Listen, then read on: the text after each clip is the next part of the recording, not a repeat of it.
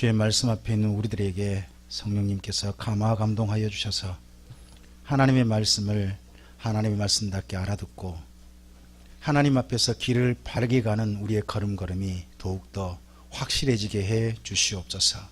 의지하오며 예수님 이름으로 기도합니다. 아멘. 제가 요즘 보는 유튜브 가운데 리얼 크리스천이라고 하는 4부 영상이 올라와 있습니다.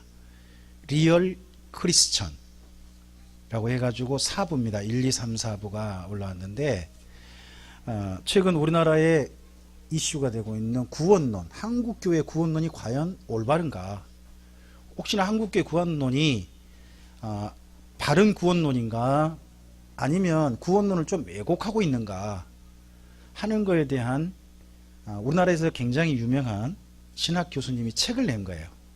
이 책을 낸 거를 바탕으로 해서 몇 분들의 이야기를 전부 다 종합을 해서 좀 이야기하고 있습니다. 제가 여러분께 추천드리고 싶습니다. 리얼 크리스천 해가지고 검색을 해보시면 1, 2, 3, 4부가 올라와 있을 겁니다. 이건 꼭 보셨으면 좋겠습니다. 우리의 구원론을 바르게 이해하는데 굉장히 중요한 저는 내용이라고 생각합니다. 우리가 예수 믿는다 그러면 한결같이 가장 중요한 게 구원의 문제죠. 오죽했으면 구원파에서 그 이슈를 만들었겠습니까? 구원 받았습니까? 정말 받았습니까? 언제 몇 날 몇 시에 받았습니까? 당신이 구원 받았음을 당신은 확실하게 믿습니까?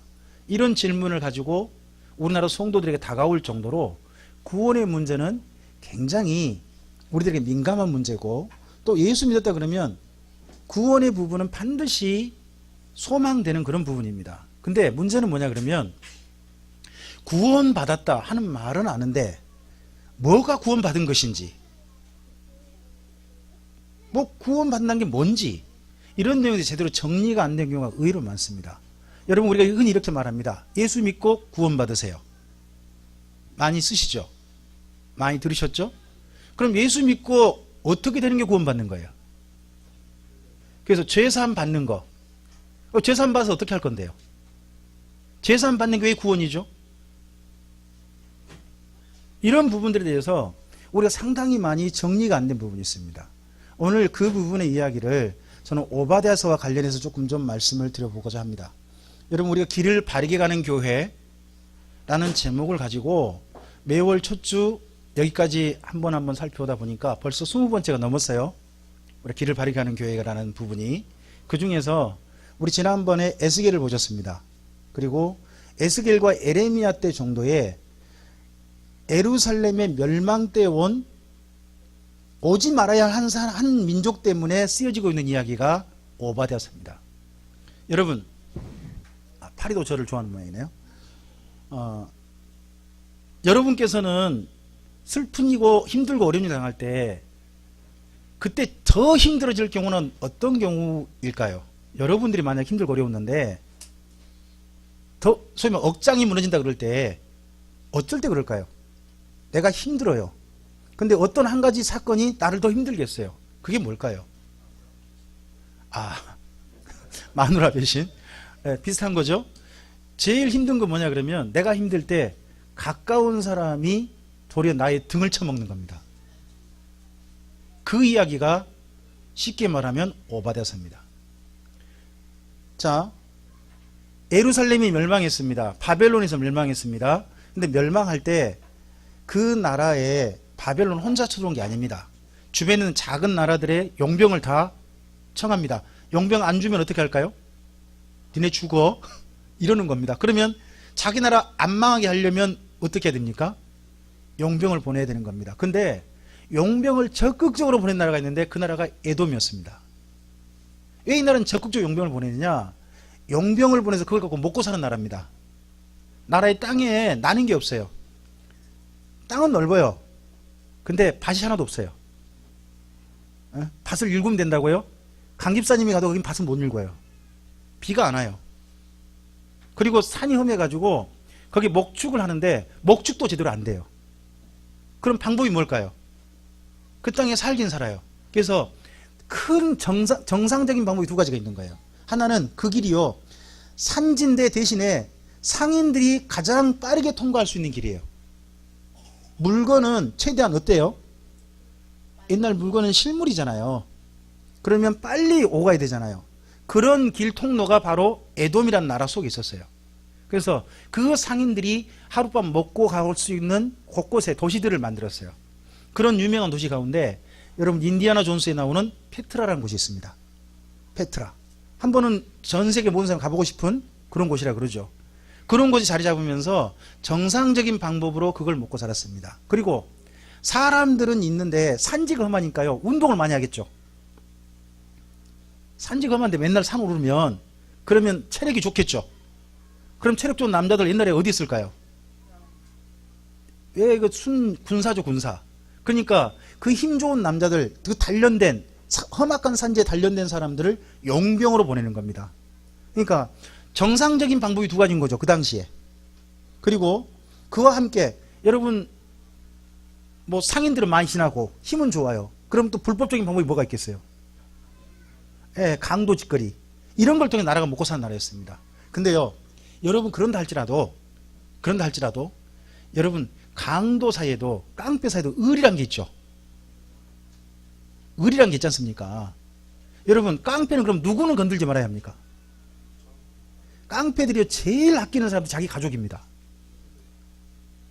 깡패들 치고요, 자기 아내한테 잘못하는 사람은 거의 없답니다. 비교적 잘한다고 그럽니다. 그만큼 저 가족 소중함을 아니까. 예? 그래서 지방으로 챙기는 게 많고 그런다고 해요. 근데 거기가 에돔이라는 나라하고 형제 나라가, 여러분 에서하고 야곱이 둘이 한 아버지의 쌍둥이 형제잖아요. 그렇죠? 근데 둘이 서로 옆에 살아요.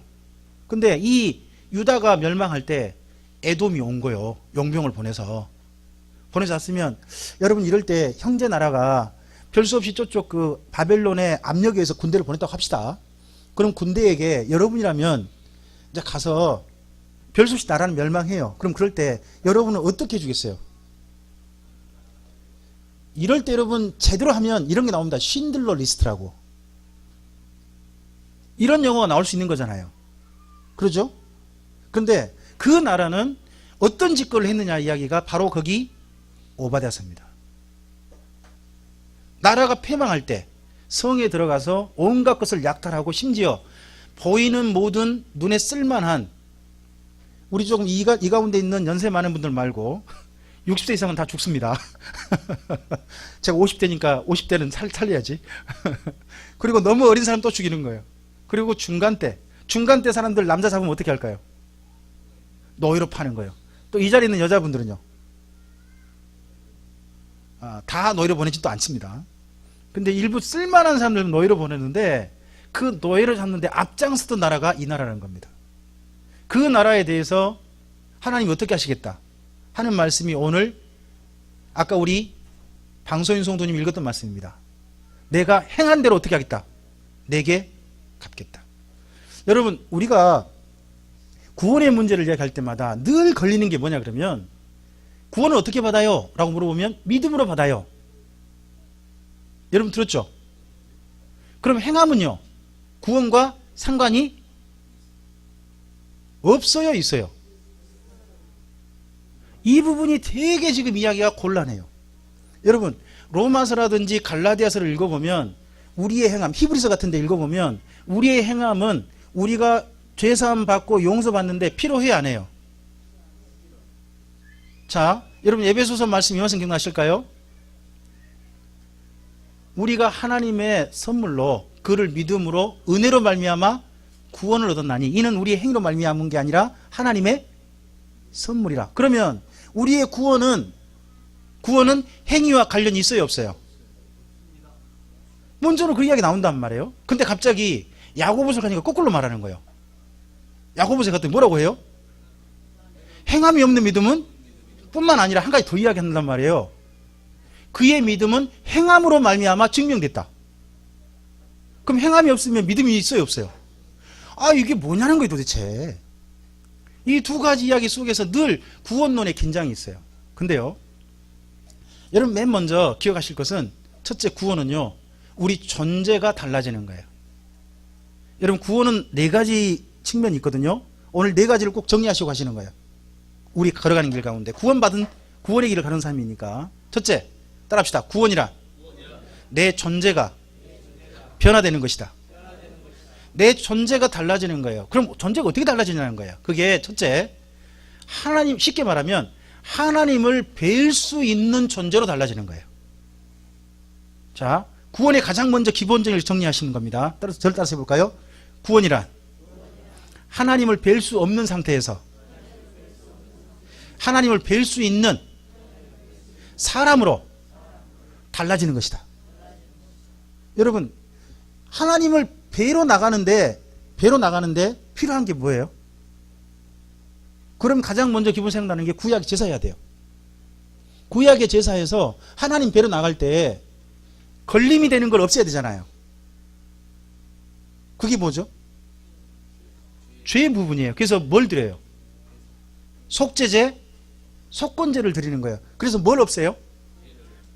그래서 그러면 우리가 죄가 없다는 걸 누가 선포해줘요? 제사장이 뭐라고 해주죠? 당신은 이제 의로워졌다고 하는 겁니다. 죄사함 받다면 다른 말 아닙니다. 의로워졌다. 똑같은 말이에요. 죄사함 받았단 말과 의로워졌단 말은 같은 말이에요. 그러면 의로워졌으면 이제 뭘 할 수 있죠? 하나님께 제사할 수 있는 거예요. 그래서 그 다음에 화목제나 이런 제사를 드릴 수 있는 겁니다. 그러면 죄 용서 받아야 하나님께 제사할 수 있는, 하나님 뵐 수 있는 자격이 주어지는 거예요. 그럼 다르게 해봅시다. 따라서 해볼까요? 구원이란 하나님을 뵌 경험이다. 하나님을 뵌 자만이, 이 땅에 살아서 본 자만이 나중에 천국에서도 주님을 볼 수 있다는 게 우리의 개념입니다. 그런데 여러분, 구약에서는 짐승의 피를 가지고 나를 대신했죠. 그래서 누가 선포해 줬어요? 사람인 제사장이 선포해 줬어요. 근데요, 신약에 오니까 우리가 제물을 가지고 갑니까? 안 가져갑니까? 안 가져갑니다. 누가? 예수님이 제물이 되셨습니다. 그러면서 누가, 너는 하나님 만날 수 있는 존재라고 누가 선포해 주십니까? 누가? 하나님께서 해주시는 겁니다.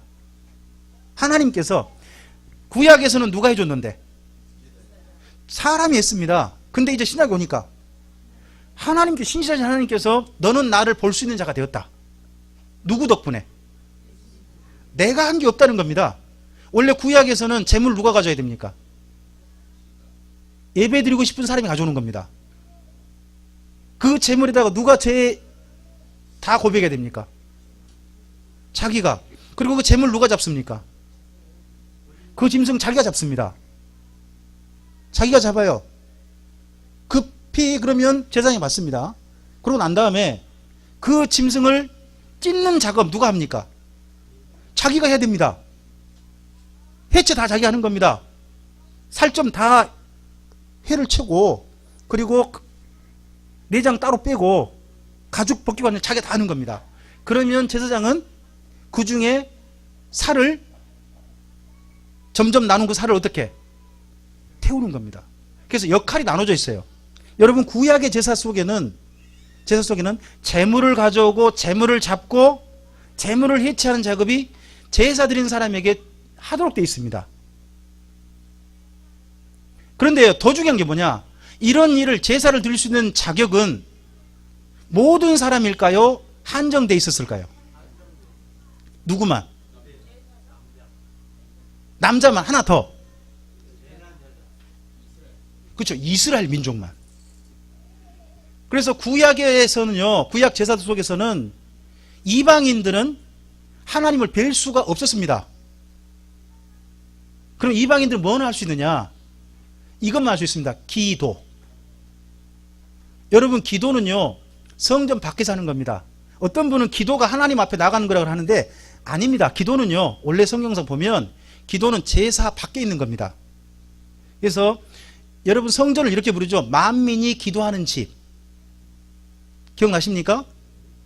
그럼 그 말 속에 한 가지 포함되어 있는 겁니다. 만민이 제사하는 건 아니라는 겁니다. 누구만? 이스라엘 민족만, 그것도 남자만, 그 남자만 자기 죄를 용서받고 하나님 나갈 수 있었습니다. 그래서 구원이 원래 남자들에게 있는 겁니다. 근데 여자들은 그럼 어떻게 구원받아요? 이스라엘 민족의 여자들은. 이스라엘 민족 여자들은요, 아기 낳을 때 하나님 앞에 제사 드릴 수 있습니다. 그래서 신약 성경에 뭐라고 합니까? 여인은 해산함으로 말미암아 구원이 있단 말이 있는 겁니다. 그래서 그러면 이스라엘 민족 개념 신약에서도 똑같이 인정하는 게 있죠. 하나님 앞에 제사 드려야 뭐가 있다? 구원이 있다. 그럼 제사는 다른 말이 아니에요. 하나님은 뵌다는 거예요. 하나님 뵌다는 거예요. 근데 이게 구약에서는 그러면 이방인도 도저히 아무것도 용서받을 수 없는 거예요. 그래서 구약에서 보면 이방인은 누구냐? 이스라엘 민족 아닌 사람 전부 다 부정한 자예요. 다 죄인이에요. 우리 모두는 원래 구약대로 보면요, 한 사람 죄 용서받지 못한 사람들이에요. 그랬는데 신약이 왔더니 누가 갑자기 하나님이 누구를 보내셨어요? 예수님을 보내셨어요. 그래서 예수님이 누구를 위해서 죽으셔요? 그분이 속죄 제물이 되시는 거예요. 자기가 제물이 되시는 거예요. 누구를 위한? 모든 사람들을 위한. 이스라엘 민족만이 아닌 모든 사람을 위한 친히 되신 거예요. 누가 잡았어요? 누가 예수님을 잡았어요? 아니요, 사실 예수님이 자살하신 거예요.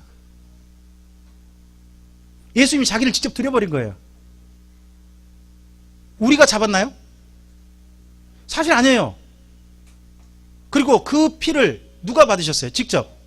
하나님 직접 받으셨어요. 그러시면서 하나님께서 말씀하시는 거예요. 모든 사람들에게, 그 예수를 믿는 사람들에게 말씀하는 거예요. 너는 이제 제사 드릴 수 있는 의로운 자가 되었다는 겁니다.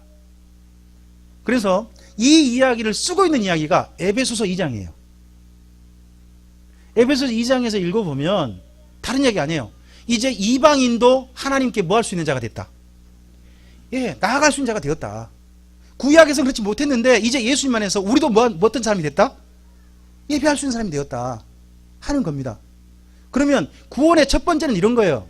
첫 번째 다른 게 아닙니다. 원래는 하나님께 제사할 수 없었던 사람인데 이제 어떤 사람이 되었다? 제사할 수 있는 사람이 되었다가 첫 번째 구원인 겁니다. 존재가 달라졌다는 겁니다. 존재가 달라졌다. 이걸 보고 우리는 being이라고 그러죠. 영어로. 존재. 여러분, 그래서 이렇게 말씀합니다. 바울이 이렇게 말합니다. 이전 것은 지나갔으니 보라, 뭐가 되었다? 새 것, 새로운 존재가 되었다는 겁니다. 그 존재가 어떤 존재예요? 하나님께 예배할 수 있는, 그분을 뵐 수 있는 존재가 되었다는 겁니다. 그래서 그분을 뵈는 데는요, 우리의 뭐 능력이 필요한 게 아니에요. 그분이 이 모든 걸 주인해 주셨다는 믿음이 필요한 거예요. 그래서 여러분, 하나님을 뵈러 나간 자에게 뭐가 필요해요? 믿음이 필요해요. 여러분, 혹시 히브리서 11장 6절 말씀 기억나신가요? 믿음이 없이는 하나님을 기쁘시기 못한다. 근데 그 다음 말씀이 더 중요해요. 하나님께 뭐 하는 자는? 나아간다는 거예요. 하나님께 나아가는 자는 반드시 그가 뭐 한 것과 계신 것과 또한 자기를 찾는 자들에게. 그러면 믿음은 언제 필요한 거예요? 하나님께 나아갈 때 필요한 거예요. 지금 이 시간 저와 여러분 예배하고 있습니까? 오늘 이 시간 우리가 예배 드리는 자로 주 앞에 있습니까? 우리가 지금 성전 밖에서 기도만 하고 있는 자가 아니라 하나님의 보좌 앞에까지 나아가서 예배하는 자가 내가 달라졌다. 그런 존재로 달라져서 지금 이 시간 하나님 보좌 앞에, 이 땅이 아니라 아예 하늘 보좌 앞에 나가고 있다라고 믿어진다면 그 믿음 가지고 주 앞에 서는 것이 첫 번째 구원인 겁니다. 그래서 구원은 존재가 달라지는 거예요. 두 번째 구원은요, 그러면 존재가 달라지면 어떻게 해야 돼요? 그래서 두 번째가 삶의 예배를 말하는 거예요. 여러분, 바울의 이야기나 모든 이야기 다 똑같아요. 먼저는 우리가 먼저 하나님께 이 모든 일 다 이루셨다 하는 걸 받아들이는 거예요. 믿음이 필요합니다. 그럼 믿음 가지고 어떻게 해야 된다? 이렇게 살아야 한다는 이야기 반드시 붙어 있어요. 그래서 성경 이야기 읽어보면 딱 두 가지예요. 따라서 해볼까요? 이론편 더하기 실천편. 실천편을 우리가 뭐라고 하냐 그러면 계명이라 계명. 실천편을 구약에 표현을 해보세요. 율법이라 그래요. 신약에 표현을 해보세요. 새 계명. 똑같아요. 실천편은 다른 게 아니에요. 우리가 실천하는 거예요. 삶을 사는 거예요. 만약에요, 우리가 예수 믿어서 하나님 안에서 그냥 바로 천국 들어갈 거라면요, 이 땅에 살 필요가 없어요. 뭐 하면 되죠? 바로 가버리면 되지. 근데 우리가 뭘 주셨죠? 예수 믿고 난 다음에 주님 뵐 수 있는 중간 기간을 주신 거 아니에요? 그렇죠? 그 기간 동안 어떻게 해야 돼? 하나님의 사람답게 살아야 한다는 거예요. 그 살아가는데도 뭐가 필요해요? 믿음이 필요해요. 근데 그 믿음이 뭘로 나타나야 돼요? 자, 그래서 여러분 이런 표현이 있습니다. 혹시 기억나십니까? 믿음의 역사. 혹시 그런 표현 들어보셨습니까? 그 역사란 말이 뭐예요? 역사. 역사란 말이 표현이 조금 좀 너무 고급지게 해놨는데요. 쉽게 말하면요, 실천, 행함이에요. 다른 게 아니에요. 믿음은 반드시 뭐가 따른다? 실천이나 행함이 따른다는 그런 뜻이에요. 그게 바울이 했던 표현이에요. 믿음의 역사, 소망의 인내, 사랑의 수고. 혹시 기억나신가요? 그 중에 믿음은 뭐로 나타난다? 실천이란 거예요. 그럼 실천은 어떻게 나타나요? 그러니까 뭘 실천을 해야 되는 거예요? 그게 선한 삶이에요. 선한 삶이에요. 자, 우리 한 군데 먼저 보고 가겠습니다. 에베소서 2장을 좀 가보겠습니다. 에베소서 2장 8절 9절 함께 먼저 읽습니다.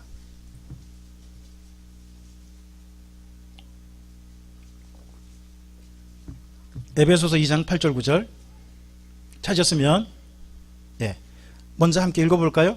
읽겠습니다. 시작.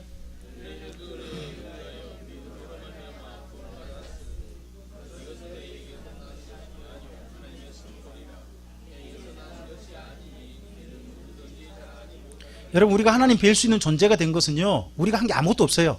하나님이 다 해주신 겁니다. 그러면 그런 존재가 된 사람에게 요청하고 있는 게 그 다음 10절이에요. 10절이에요. 그러니까 8절 9절은 이론편, 우리 존재가 달라진 거고, 10절은 doing이에요. doing. 우리가 뭘 해야 되냐는 거예요. 이제 그렇게 받았으면, 자, 10절 읽어봅니다. 시작.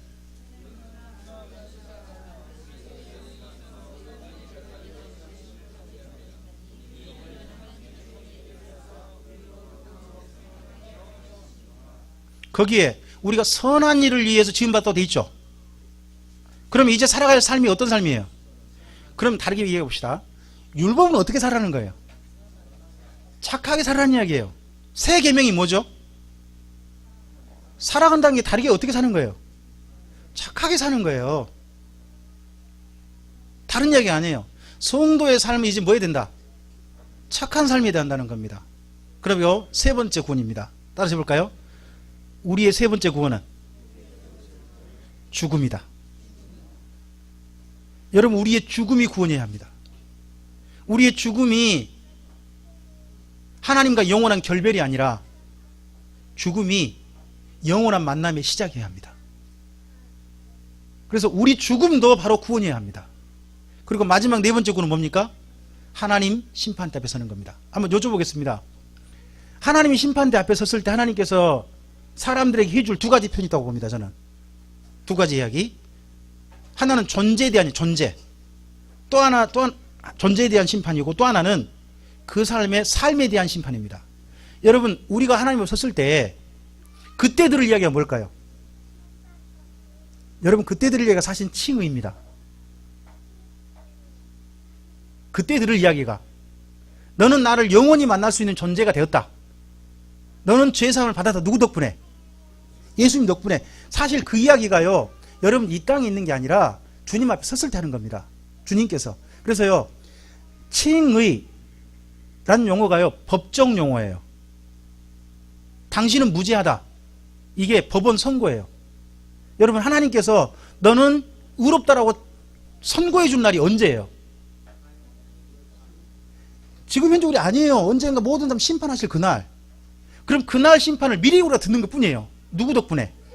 예수님 덕분에 미리 듣는 거예요. 사실 그러면 진짜 우리가 들어야 할 날은 언제인 거죠? 그때 주님께서 첫째 우리 존재가 바로 의롭다. 우리가 예수님 덕분에 죄가 없기 때문에 하나님을 영원히 만날 수 있는 존재가 되었다라고 누가 인정해 주시는 거죠? 하나님께서 그날 선고해 주시는 거예요. 우리는 그 선고를 미리 예수님 지금 현재 받고 있는 것 뿐이에요. 그럼 그런 날 선고를 위해서 두 번째 필요한 게 있죠. 그게 거기까지 걸어가는 우리의 삶이에요. 자, 우리 마태복음 7장을 좀 가보도록 하시겠습니다. 우리가 잘 아는 말씀 있죠. 마태복음 7장에 나더러 주여 주 하는 자마다 한 부분이 있죠. 우리 한번 좀 읽어보겠습니다. 자, 마태복음 7장 21절 말씀 함께 읽겠습니다. 시작. 나더러 다만 하늘에 계신 내 아버지의 뜻대로 행하는 자라야 들어가리라. 여러분, 천국에 들어가는 조건 여기 두 가지가 있습니다. 한 가지가 아닙니다. 이 본문에 첫째는 예수님을 주님이라 부르는 자가 들어가는 겁니다. 그럼 예수님을 주님이라 부르는 사람들은 누굽니까? 예수님을 주님으로 인정하는 존재가 달라진 자들입니다. 근데 예수님을 주님이라 부른 자라고 해서 다 들어가는 게 아니라는 겁니다.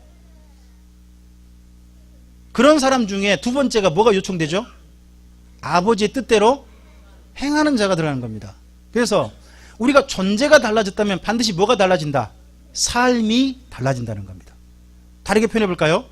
여러분, 그리스도인이면요, 그리스도인다운 참다운 윤리적인 삶을 살게 된다는 겁니다. 예수 믿는다 그러면서도 여전히 예수 믿지 않았을 때 똑같이 산다면 그 사람은 예수 안 믿은 겁니다. 바울은 칼빈은 아주 애매한 말을 했습니다. 사람들이 이해되기 좀 어려운 말을 했는데 이렇게 표현했어요. 우리가 의롭게 되는 것은 우리의 윤리와 상관없다. 그런데 우리가 의롭게 되는 것은 또한 윤리와 상관이 있다. 이 말이 뭔 말이요? 이게 뭐 말 같은, 이게 역설이라는 거예요. 칼빈이 본 역설이에요. 우리가 의롭게 되는 건 누구 덕분이다? 예수님 덕분이다. 그럼 내 윤리라고는 상관이 없더라는 거예요. 근데 마지막 심판대 설 때는 하나님 뭘 따지더라? 삶을 따지더라. 그러니까 그 나라 또 뭐가 또 연관이 있다. 그러니까 이 애매한 말을 남긴 거예요. 우리가 의롭게 되는 것은 윤리와 상관없다. 하지만 우리가 의롭게 되는 것은 또한 윤리와 상관이 있다. 이런 묘한 말을 남긴 거예요. 그러니까 학자들도 굉장히 이런 말이 어려웠던 거죠. 오늘 우리 오바댜서 말씀에서 언젠가 심판하는 그날, 하나님이 심판하신 그날, 만국을 심판하시는 그날 행한 대로 심판하신다고 합니다. 자, 행한 대로란 말에 성경에 몇 군데가 있으니까 좀 앞을 좀 보시고 정리해 보죠. 앞을 보시고 시편 말씀입니다. 읽어보시죠. 각 사람이 행한 대로, 각 사람, 모든 각 사람, 믿는 사람만 아니라 모든 각 사람을 표현합니다. 이사야서 말씀입니다. 읽어보시죠. 그들은 그들의 행위의 열매를 먹을 것이며 악인에게는 화가 있으리니 이는 그의 손으로 행한 대로 그가 보응을 받을 것입니다. 이사야 말씀을 나중에 누가 인용하냐 그러면 바울이 인용을 해요. 로마서에서. 자, 그 다음 또 마태복음 예수님이 하신 말씀이죠. 읽어보죠.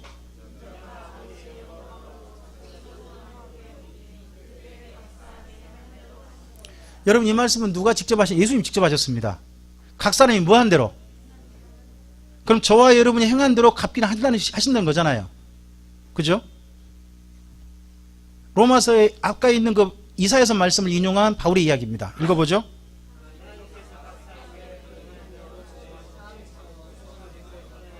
영광과 존귀와 썩지 아니함을 구하는 자에게는 영생으로 하시고 오직 당을 지어 진리를 따르지 아니하고 불의를 따라 행하는 각 사람에게는 진노와 분노로 하시리라. 이런 이야기를 바울이 했다니까요. 바울은 우리가 믿음으로만 막 이렇게 자꾸 생각하는데 바울의 이야기를 일부만 사람이 우리 듣고 싶은 이야기 들은 거예요. 바울의 이야기는 그렇지 않아요. 바울은 항상 믿음이 있다면 반드시 실천이 있는다. 이 이야기를 했단 말이에요. 베드로 이야기입니다. 읽어보시죠.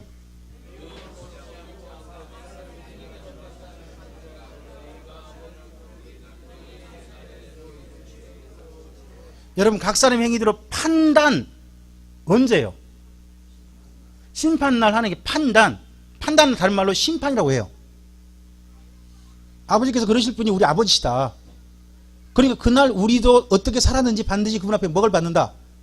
심판, 평가, 판단 받는다. 라는 이야기를 하고 있는 겁니다. 그 다음에 우리가 진짜 경고로 받아야 할 말씀입니다. 여러분, 요즘 우리가 듣는 이야기 가운데 당신은 구원받았습니다. 한 번 구원은 영원한 구원입니다. 그러므로 당신이 어떻게 살든지 뭐 받았습니다. 이 이야기가 일부 옳을 듯한데 이 이야기가 사실 누구 이야기냐? 구원파 이야기거든요. 이거 심각한 부분이에요. 근데 이 부분을 바울의 이런 이야기를 전혀 못 본 거예요. 자, 갈라디아서 말씀하고 고린도전서 6장에 있는 말씀하고 같은 말씀이에요.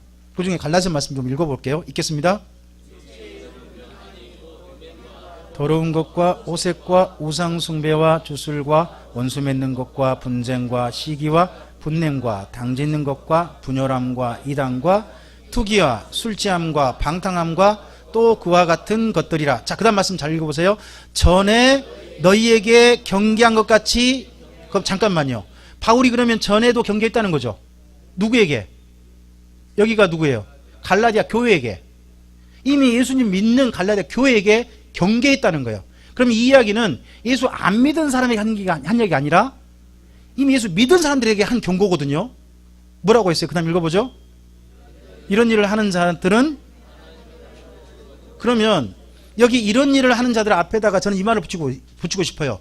예수 믿었다고 하면서, 예수 믿었다고 하면서 앞에 이런 일들을 계속하고 있는 사람은 하나님 나라를 유업으로, 그럼 다른 말로 해보죠. 구원받았다면 이런 일을 한다는 게 안 한다는 거예요. 하나님의 사람 달라졌다면 이런 일을 안 해야 한다는 거죠, 이제는. 그런데 하고 있다면 뭘 의심해 본다는 거예요? 애초에 구원 안 받았을 가능성, 진짜 믿음이 없을 가능성이 있다는 거예요. 바울이 이 이야기를 교회에게 지금 경고하고 있어요. 그러면 예수 믿었으면 반드시 삶이 달라진다는 거잖아요.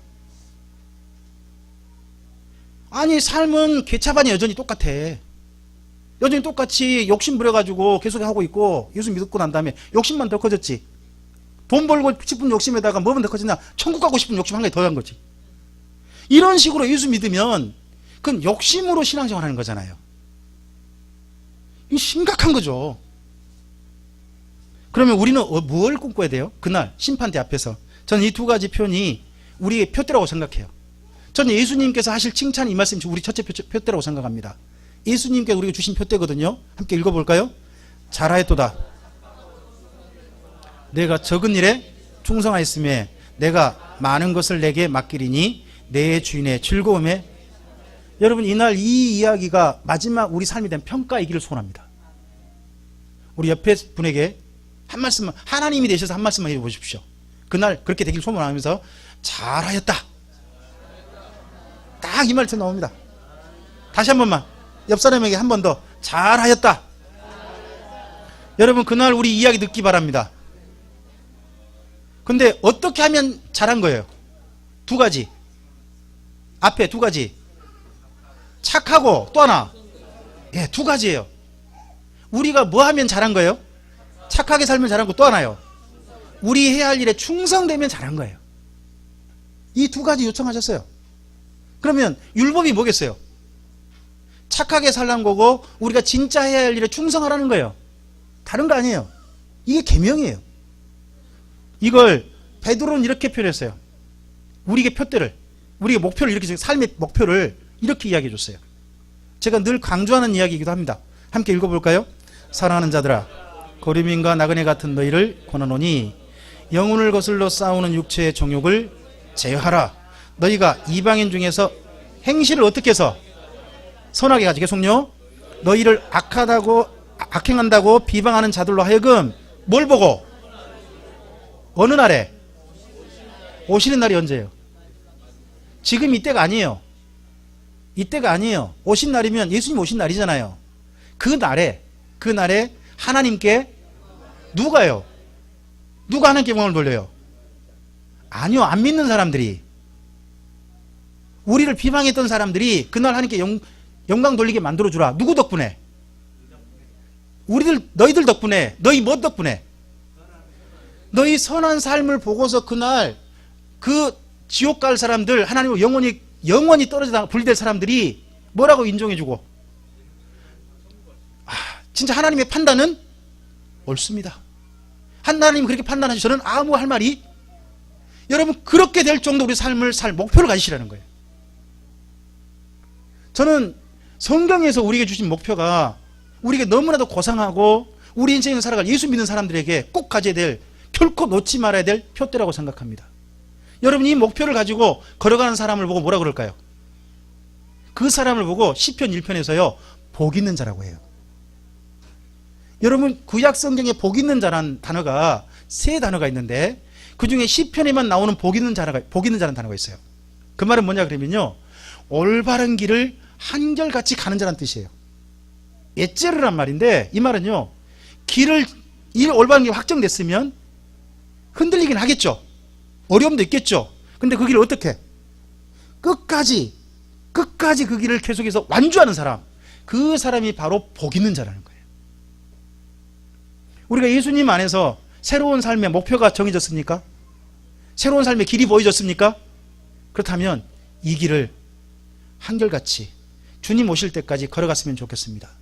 그날 행한 대로 판단하시는 하나님 앞에서 에돔처럼 판단받을 사람도 있을 겁니다. 그러겠죠? 오늘 오바댜에서 나오는 에돔, 하나님 판단 받을 겁니다. 여러분, 그날 근데 우리가 받는 판단은 두 가지 이야기였으면 좋겠습니다. 하나는 내가 의롭다. 내가 의롭다. 너는 나를 영원히 만날 자격이 있다 하는 이야기 하고, 또 하나 이야기가 잘하였다. 이 이야기가 바로 주님 앞에 심판대에서는 우리 참빛교회 모든 성도들이 그날 듣는, 그날 우리들을 향한 하나님의 선포이시기를, 하나님 법정 선고이시기를 땅땅땅 하시는 그 말씀이기를 주님의 이름으로 축복합니다. 거기까지 한결같이 걸음걸음을 걸어가시는 참빛교회 모든 성도 되기를 주님의 이름으로 다시 한번 응원드립니다. 기도하겠습니다. 주님, 감사합니다. 이 땅에 사는 사람들은 때때로 남들의 어려운 일을 틈타서 자기의 기회를 삼고 그런 경우도 있습니다. 우리도 그럴 수는 있다고 생각합니다. 하지만 우리의 그런 도덕적인 삶이, 우리의 윤리적인 삶이 하나님 앞에서 반드시 판단받을 것임을 우리가 기억하고 걸어가게 하옵소서. 이 땅 가운데서 예수님의 사람이 되었다면 이제 예수님의 사람답게 우리 길을 걸어가야 한다는 것을 기억할 수 있게 하옵소서. 그리고 그날 주 앞에 섰을 때에 주님께서 우리 모두에게 먼저는 예수님을 통하여서 내가 나를 영원히 만날 수 있는 사람이다라고 인정해 주시고, 두 번째, 그렇게 주님 품에 안은 사람들한테 잘하였도다 라고 말씀하시는 사람들이 바로 우리 참빛교회 모든 성도들에게 하옵소서. 그날 걸어가는 그날까지 우리의 걸음걸음에 진리를 통해 인도하여 주시고 성령님의 도우심으로 함께 동행해 주시옵소서. 의지하오며 예수님 이름으로 기도합니다. 아멘.